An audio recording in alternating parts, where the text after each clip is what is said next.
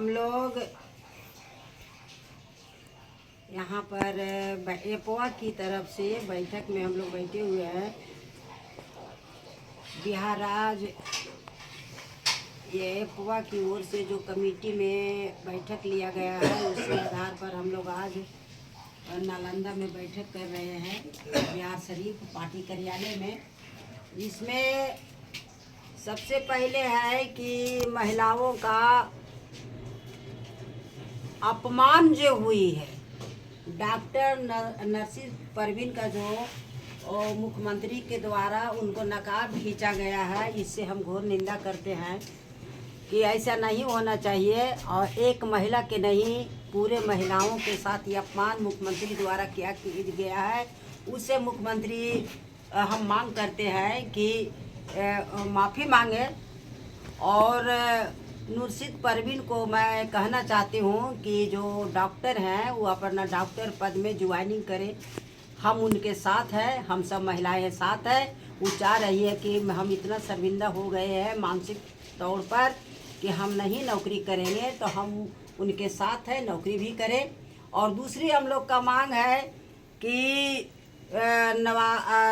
नालंदा जिला का हमारी नेता, एपोआ की नेता रेणु देवी के घर में भैंस का जो चोरी किया गया है, हमारी नेता पार्टी का सक्रिय काम करती है और उसको घर से 2 भैंस के जो खोल करके ले गया है, और एक और साथी के 2 भैंस ले गया है। 4 भैंस को लेके जो गया है, उससे हम घोर निंदा करते हैं। और सरकार प्रशासन इतना लापरवाही है कि आज तक भैंस को पता नहीं लगा पाया, जबकि चाहते तो आज तक इनको भैंस हो जाता। एक गरीब रेणु देवी हरिजन महिला से आती है, दास में से, रविदास में से है, लेकिन उसी का इसका रोजी रोटी था।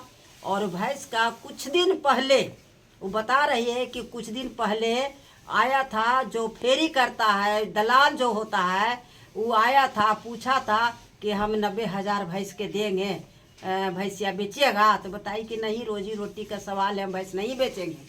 और उसके बाद में कल ही हो करके भैंस चोरी हो जाता है।